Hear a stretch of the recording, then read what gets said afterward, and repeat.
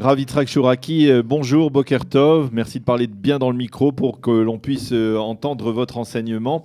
Alors, je rappelle que vous êtes le Rav de la Keila Yad Rama à Beit Vegan, que vous êtes aussi le directeur du Bet Midrash Shar Uziel dans le cadre de Mimizrach Shemesh, qui est une association qui est affiliée à Kiach, à Kol Israël Chaverim, à l'Alliance Israélite Universelle.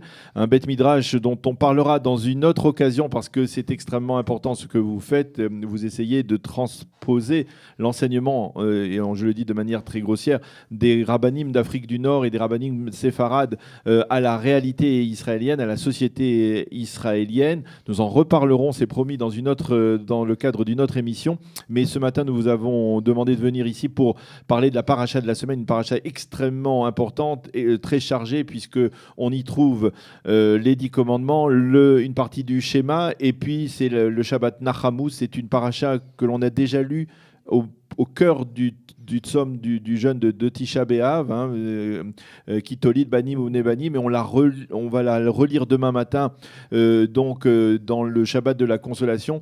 Vous avez voulu nous parler en particulier ce matin donc de cette seconde version des 10 commandements que l'on lira demain matin. Absolument. La paracha, comme vous l'avez dit, est centrale. On pourrait dire qu'elle contient tous les fondements de l'identité juive, de la Emouna, des fondements de la Torah, des 10 commandements, schéma, le problème du mariage mixte, le titre Hatenbam, la transmission, qui Shalcha bincha Mahar, les morts, le problème d'une société qui est déjà installée en Israël, qui Tolid Banim Veno Shantem Baaretz, et dans cette vieillesse, ça pesantit, on aurait l'impression de risquer une sclérose intérieure à la société. C'est très actuel aussi. Absolument. Mais alors j'aimerais évoquer juste cette différence des deux évocations des Aseret Adiberot. Dans la Parashat Yitro et dans la Parashat Va'et Hanan, on sait qu'il y a des petites nuances entre l'une et l'autre.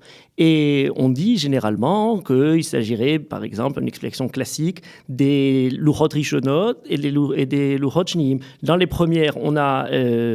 une première version et une seconde version. Une explication un peu originale, c'est celle du Kliyakar, qui dit que les premières sont la première version, c'est celle qu'Akadosh Baruch Hu aurait montrée à la fois au Ham Israël, mais à toutes les nations. Ce sont les Aseret Adiberot à vocation universelle. La seconde, c'est celle qui a été donnée au Ham Israël. Mais j'aimerais évoquer aujourd'hui une autre explication, pour le peu assez originale, qui est celle du Rabbi Avraham Bar Hiyya. Rabbi Avraham Bar Hiyya était un chacham espagnol du XIIe siècle, un chacham de ces sages d'Espagne totalement encyclopédique. Bien entendu, un très grand talmid chacham, mais en plus de ça, un grand scientifique. Mathématicien, c'est celui qui a répandu en Europe la démonstration, la résolution des équations du second degré. C'est quelqu'un qui a écrit sur de la géographie, qui a écrit sur l'astronomie. Il a traduit de l'arabe au latin les textes de la physique. Dans la tradition des rabbanim séfarades qui n'avaient pas seulement des connaissances très importantes en Kodesh, mais qui avaient des connaissances générales extraordinaires. Et pour dire, il a même écrit une encyclopédie de toutes les connaissances de son temps. Yesod Atevuna ve Migdal Emuna.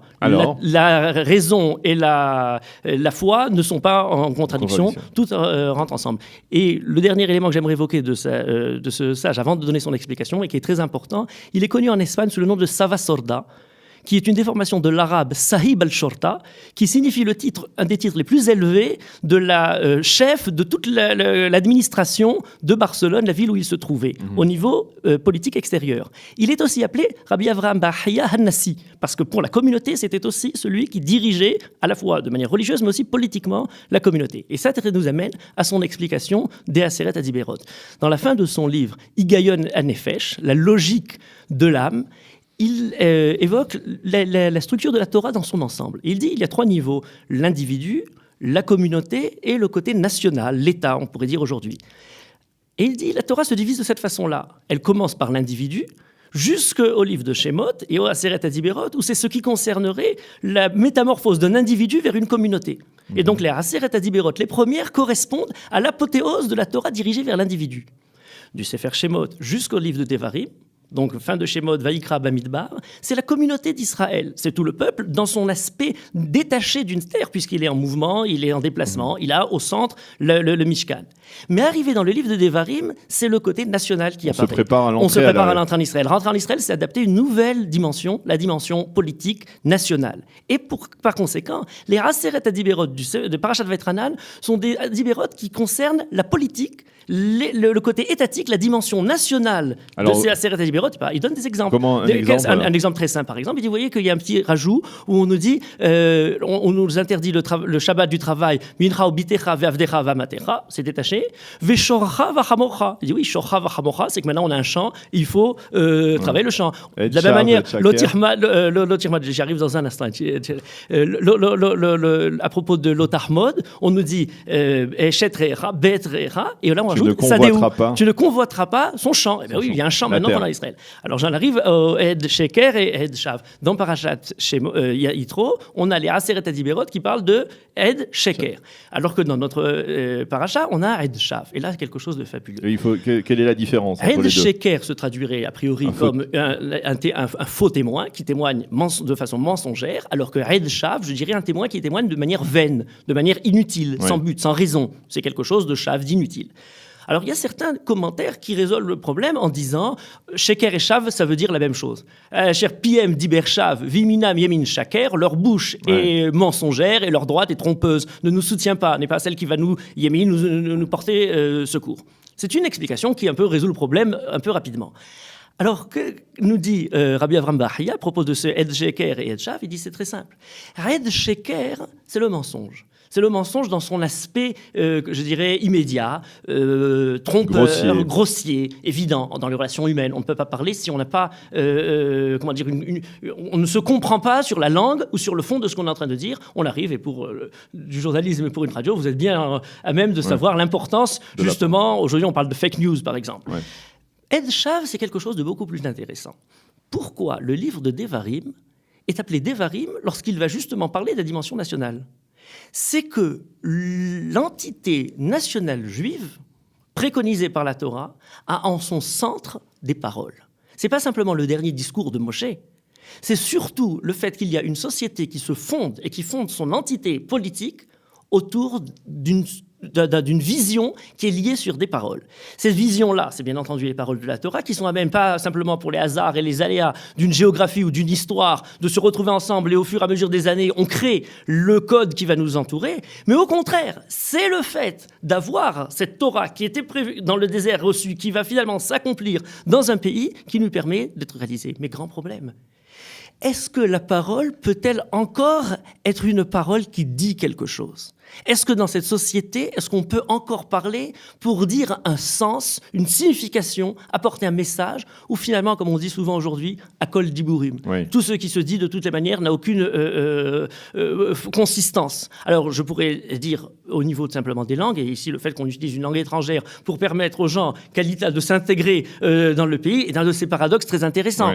Arriver en Israël, c'est justement prendre conscience du besoin de retrouver un certain message. Et je continuerai en disant, c'est pas simplement au niveau même de la structure où aujourd'hui les mots ne veulent plus dire ce qu'ils disent, et au niveau de la politique générale, on le sait très bien, les bourreaux et les victimes ont interchangé, on parle de l'un pour les autres. Il y a un très beau livre, parmi les derniers qu'a écrit Eliane Amado Lévy-Valency, qui s'appelait La dignité des mots, et qui justement parlait de toutes les dérives verbales dans lesquelles on arrive. Mais je crois qu'on pourrait rajouter un autre élément qui est très actuel à propos de Ed Shav.